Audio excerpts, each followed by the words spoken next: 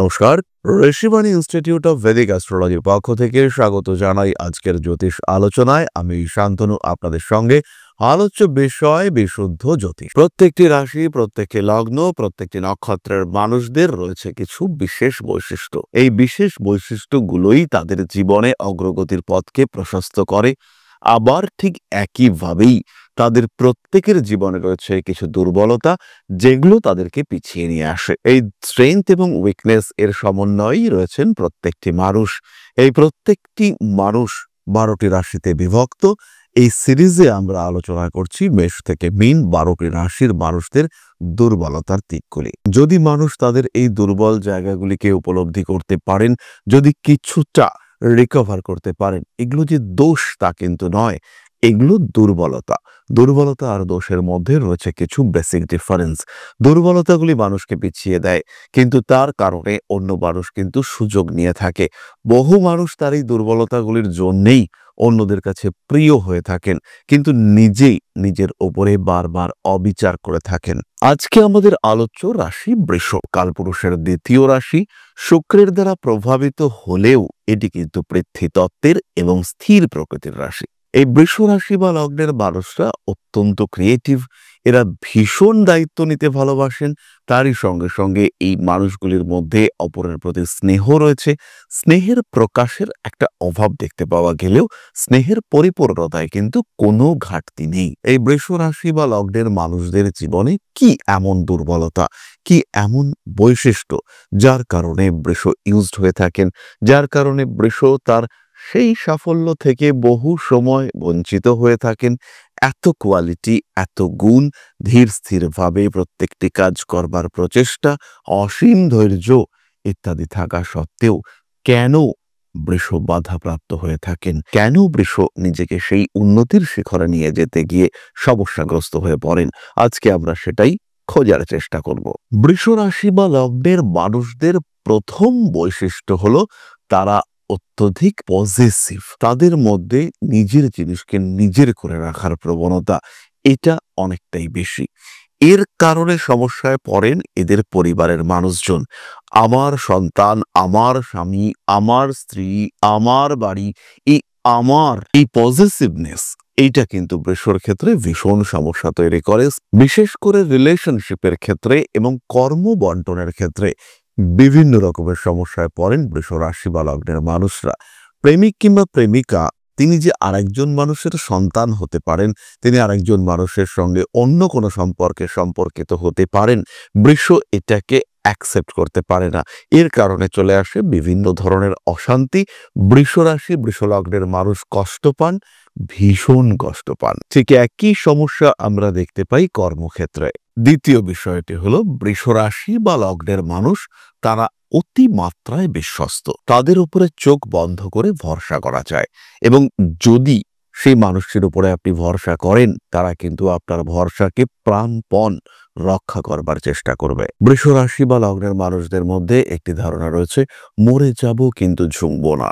এই মেন্টালিটিতে বিশ্বাস করা বৃষ রাশি বা লগ্নের মানুষদের উপরে নির্দ্বিধায় বিশ্বাস এবং ভরসা করা যায়। এই বিশ্বস্ততা বজায় রাখতে পারার জন্য বৃষ গর্ব অনুভব করেন, এবং এই গর্ব থেকে তাদের মধ্যে একটা হাই রেজিস্টিভিটি এটা দেখতে পাওয়া যায়। বৃষ রাশি বা লগ্নের মানুষ তারা পরিবর্তন পছন্দ করেন না, তারা পরিবর্তিত হতে পারেন না। তাদের মধ্যে একটা স্ট্রং অপোজিশন কাজ করে।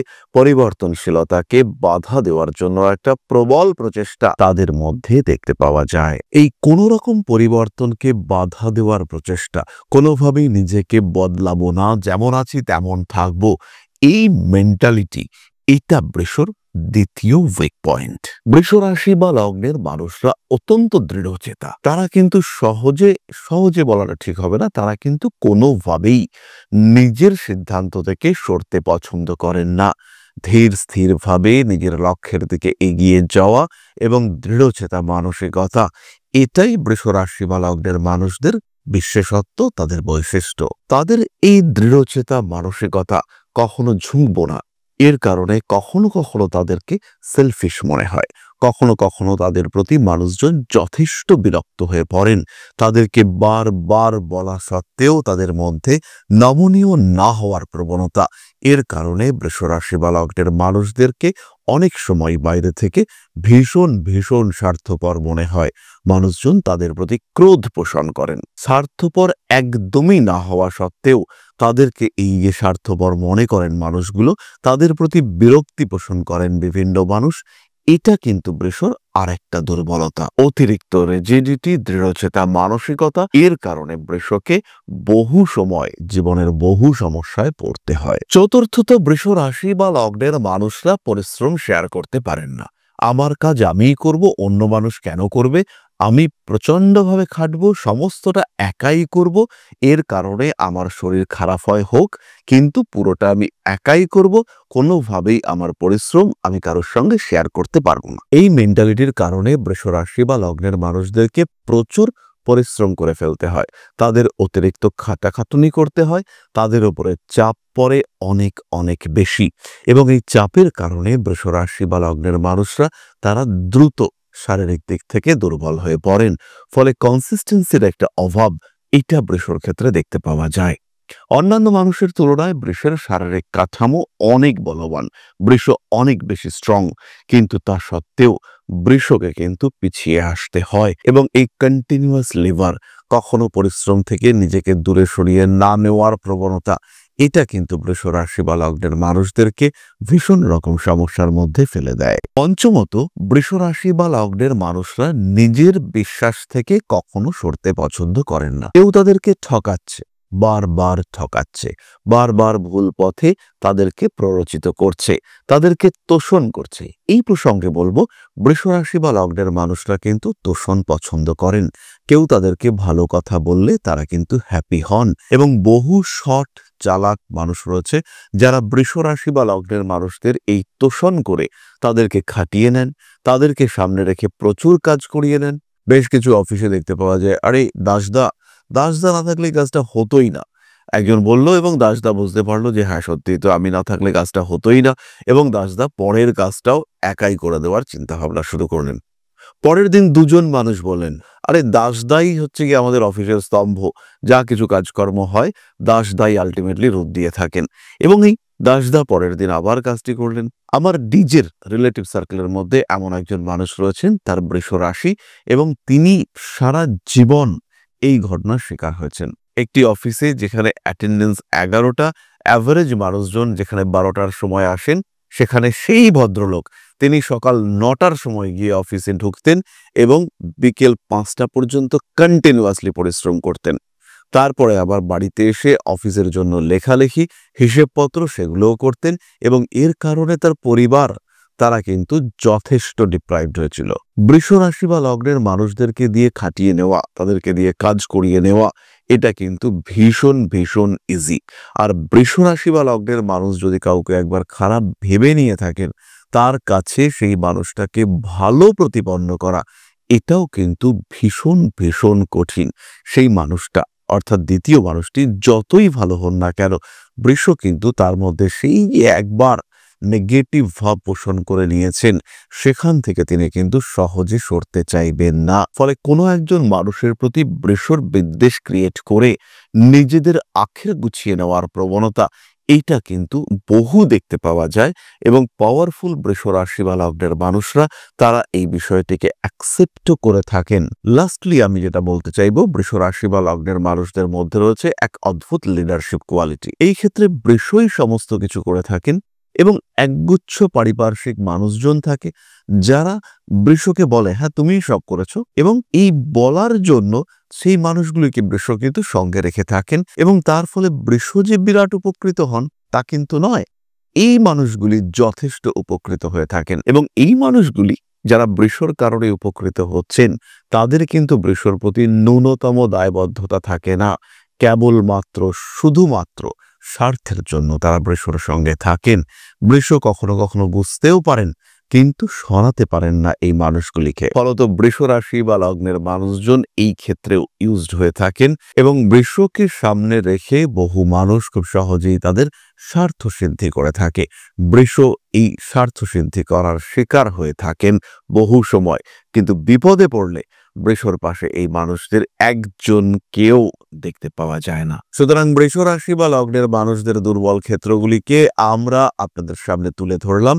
জ্যোতিষশাস্ত্র এমনই একটা শাস্ত্র যার মাধ্যমে আপনি কিন্তু নিজেকে জাজ করতে পারবেন এবং এটিকে একটি সেকেন্ডারি প্রফেশন হিসেবেও ট্রিট করতে পারবেন। নিজের জীবনের দুর্বল দিকগুলিকে খুঁজে বার করে সঠিক সময়ের জন্য অপেক্ষা করা এবং নিজেকে সফলতার দিকে এগিয়ে নিয়ে যাওয়া, সেই চেষ্টা আপনাকে জ্যোতিষশাস্ত্র করতে শেখাবে। আর যদি আপনি এই জ্যোতিষশাস্ত্রকেই শিখতে চান, সেই ক্ষেত্রে ঋষিবাণী রয়েছে আপনার পাশে। সাধারণ বৈদিক জ্যোতিষ, তার সঙ্গে সংখ্যাতত্ত্ব, হস্তরেখাবিদ্যা এবং বাস্তুশাস্ত্রের সমন্বয়ে আমরা নিয়ে এসেছি একটি কম্প্যাক্ট কম্বাইন্ড কোর্স এবং 4টি সেমিস্টারের এই কোর্সে আপনারা পাবেন 4টি সার্টিফিকেশন এবং একটা প্রপার ইনস্টিটিউশনাল রেজিস্ট্রেশন নাম্বার। তাই অনলাইন বা অফলাইনে যারা জ্যোতিষ শিখতে চাইছেন, সরাসরি আমাদের সঙ্গে সংযুক্ত হন। এবার আমরা চলে আসব আলোচনার পরবর্তী পর্যায়ে, অর্থাৎ আপনাদের প্রশ্নে জ্যোতিষের উত্তর। তবে তার আগে ছোট্ট একটি বিষয় আপনাদের সঙ্গে শেয়ার করতে চাইব। আশা করি পরম পিতার আশীর্বাদে সবাই খুব ভালো আছেন। জীবনে চলার পথে বিভিন্ন সময় বিভিন্ন ক্ষেত্রে আমরা প্রত্যেকেই কিছু না কিছু জনহিতকর কার্য করে থাকি। রাস্তায় যদি একজন মানুষ এসে আমাদের কাছে সাহায্য চায়, আমরা যতটুকু সম্ভব তাকে সাহায্য করবার চেষ্টা করি। কখনো কিছু অর্থের বিনিময়ে, কখনো তাকে কিছু খাদ্য সামগ্রী কিনে দিয়ে, কখনো গাছের জল দিয়ে, কখনো পাড়ার রাস্তার কুকুরটিকে খেতে দিয়ে আমরা সমাজের উন্নতি করবার চেষ্টা করি। আমরা সমাজের প্রতি আমাদের সামাজিক দায়বদ্ধতা পালন করবার চেষ্টা করি, কারণ প্রত্যেকেই আমরা মানুষ, প্রত্যেকের মধ্যেই রয়েছে মনুষ্যত্ব, প্রত্যেকেই আমরা অপরকে সাহায্য করবার জন্য অল্প বিস্তর দায়বদ্ধ। এই ভাবনা নিয়েই অধ্যাত্ম, সেবা এবং প্রকৃতি পূজনের ব্রতী হয়েছে আমরা। আপনাদের সহযোগিতায় গঠন হয়েছে পরম ব্রহ্ম মিলন মঠ ও সেবাশ্রম। দীর্ঘদিন ধরেই, প্রায় বিগত 3 বছর ধরে বিভিন্ন সময়ে, বিভিন্ন অবস্থায়, বিভিন্ন পরিস্থিতিতে মানুষের পাশে গিয়ে আমরা দাঁড়িয়েছি। মানুষের পাশে যতটা সম্ভব সাহায্য করবার চেষ্টা আমরা করেছি আমাদের ক্ষুদ্র সামর্থ্যে। বারংবার আমরা পেয়েছি আপনাদের সাহচর্য, বারংবার আপনারা বাড়িয়ে দিয়েছেন আপনাদের সহযোগিতার হাত। তাই আরও একবার আপনাদের সামনে আজ আমি আবার এসেছি পরবর্তী কর্মসূচিকে বাস্তবায়িত করবার জন্য। বিগত দিনগুলিতে বিভিন্ন সময়ে আমরা বিভিন্ন ক্ষেত্রে ডোনেশন কর্মসূচি করেছি। আমরা শীতকালে কম্বল বিতরণ করেছি, মোজা, চটি বিতরণ করেছি, মশারি বিতরণ করেছি ডেঙ্গুর সময়, করোনার সময় খাদ্য সামগ্রী বিতরণ করেছি আমরা। তার সঙ্গে সঙ্গে ছোট ছোট শিশুদের পড়াশুনো এগিয়ে যাওয়ার জন্য সারা বছরের সমস্ত শিক্ষা উপকরণ আমরা বিতরণ করেছি। তাদের সঙ্গে আমরা সময় কাটিয়েছি। এদের শিক্ষার ক্ষেত্রে যাতে ডেভেলপমেন্ট হয়, তাই বেশ কিছু এলাকায় আমরা সম্পূর্ণ বিনামূল্য কোচিং সেন্টার পরিচালনা করছি এবং বিশেষ বিষয়টি হলো যে প্রত্যেকটি ক্ষেত্রেই আপনারা কিন্তু প্রত্যক্ষ বা পরোক্ষভাবে আমাদের সঙ্গে আছেন। এই কর্মসূচিগুলিকে সঠিকভাবে এগিয়ে নিয়ে যাওয়ার জন্য এবার প্রয়োজন হয়ে পড়েছে একটি পরিকাঠামো, একটি সুগঠিত আশ্রমের, যেখানে বেশ কিছু মানুষ আশ্রয় পাবে, যেখানে বেশ কিছু বৃদ্ধ বৃদ্ধা তাদের দিনগুলিকে আরেকটু খুশির মধ্যে নিয়ে আসতে পারবেন, যেখানে বেশ কিছু অসহায় শিশু তাদের অভিভাবক খুঁজে পাবে, যেখানে বেশ কিছু নিষ্পাপ প্রাণ বিকশিত হওয়ার সুযোগ পাবে, যেখানে বেশ কিছু নিষ্পাপ প্রাণী তারা তাদের আশ্রয় খুঁজে পাবে। এই আশ্রম পরিকল্পনার জন্য, তার পরিকাঠামো নির্মাণের জন্য আমরা একটি জায়গা সিলেক্ট করেছি। সেই জায়গাটি ক্রয় করবার জন্য প্রয়োজন বিপুল অর্থের, যেটি কেবলমাত্র আমাদের প্রচেষ্টায় সংগ্রহ করা অসম্ভব। তাই আপনাদের প্রত্যেকের কাছে ছোট্ট অনুরোধ, প্রত্যেকেই অল্প অল্প করে এগিয়ে আসুন। প্রত্যেকের বিন্দু বিন্দু অনুদানে একদিন সিন্ধু স্বরূপ গড়ে উঠবে পরম ব্রহ্ম মিলন মঠ ও সেবাশ্রম। আমাদের প্রত্যেকের স্বপ্ন সমাজের জন্য কিছু করে যাওয়ার, সমাজকে উন্নততর পর্যায়ে নিয়ে যাওয়ার এই যে প্রচেষ্টা, এই যে ইচ্ছে, এই যে উদ্যম, এই উৎসাহ বাস্তবায়িত হবে আপনাদের সহযোগিতার মাধ্যমে। তাই আপনাদের প্রত্যেকের কাছে স্বনির্বন্ধ অনুরোধ, যতটুকু সম্ভব, যতটুকু সামর্থ্য হতেই পারে, অতি ক্ষুদ্র সেই সামর্থ্য, কিন্তু এসে পাশে দাঁড়ান। ইতিমধ্যেই বহু মানুষ তাদের যথাসম্ভব সাহায্যের হাত আমাদের দিকে বাড়িয়েছেন। আমরা তাদের প্রতি কৃতজ্ঞ। আমাদের আন্তরিক ধন্যবাদ আমরা জানাই তাদের প্রতি, এবং আপনাদের কাছেও আমাদের অনুরোধ, আপনারাও একটু একটু করে এগিয়ে আসুন। সবাই যদি অল্প অল্প করে এগিয়ে আসি, তাহলেই কিন্তু বিরাট কোনো স্বপ্ন বাস্তবায়িত হতে পারবে। সকলেই যদি অল্প অল্প করে এগিয়ে আসি, তাহলেই কিন্তু বিরাট এই মহান কর্ম বাস্তবায়িত হতে পারবে। একদিন আমার আপনার প্রত্যেকের স্বপ্ন পরম ব্রহ্ম বেলন মঠ ও সেবাশ্রম আধ্যাত্ম সেবা এবং প্রকৃতি পূজনের এই মহান দায়িত্ব নিয়ে এগিয়ে আসতে পারবে, একটি জায়গা তৈরি করতে সক্ষম হবে। সবাইকে জানাই অগ্রিম ধন্যবাদ এবং শুভেচ্ছা। সবাই খুব ভালো থাকবেন। নমস্কার। প্রশ্ন করেছেন স্মৃতি আচার্য, 27/4/1999, সকাল 10টা 11 মিনিট, কলকাতা। আমার কি গভর্নমেন্ট জব নাকি ব্যাংকিং এক্সামগুলো দেব? প্লিজ একটু বলবেন। স্মৃতি, তোমার মিথুন লগ্ন এবং কন্যা রাশি, দশমভাবে বুধ এবং বৃহস্পতির অবস্থান, নিঃসন্দেহে ব্যাংকিং রিলেটেড জব তোমার জন্য ভালো, এবং ব্যাংকিং ওরিয়েন্টেড জবের জন্য তুমি প্রিপারেশন নিতে পারো। 2026 সালের শেষ ভাগে কিংবা 2027-এ তোমার ব্যাংকিং এর চাকরি হবে। তার জন্য নিজেকে প্রিপেয়ার করো, চাকরি তুমি পাবেই, এই বিষয়ে কিন্তু অবশ্যই নিশ্চিন্ত থাকা যায়। তাহলে আজকের আলোচনা আমরা আর দীর্ঘায়িত করব না। সবাই সুস্থ থাকুন, ভালো থাকুন। মা শ্রী শ্রী আদিশক্তির আশীর্বাদ বর্ষিত হোক আপনাদের উপর। জয় মা আদিশক্তি। নমস্কার।